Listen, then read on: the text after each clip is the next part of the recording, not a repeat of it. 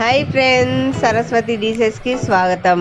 Friends, ఈరోజు మనం పెద్ద సైజు మీకు చూపిస్తున్నాము. చూడండి, జాకెట్కి 2 ఫోల్డింగ్ చేసుకోవాలి. చేసుకున్నాక కొద్దిగా ఖర్చుకి మార్కింగ్ పెట్టుకోవాలి.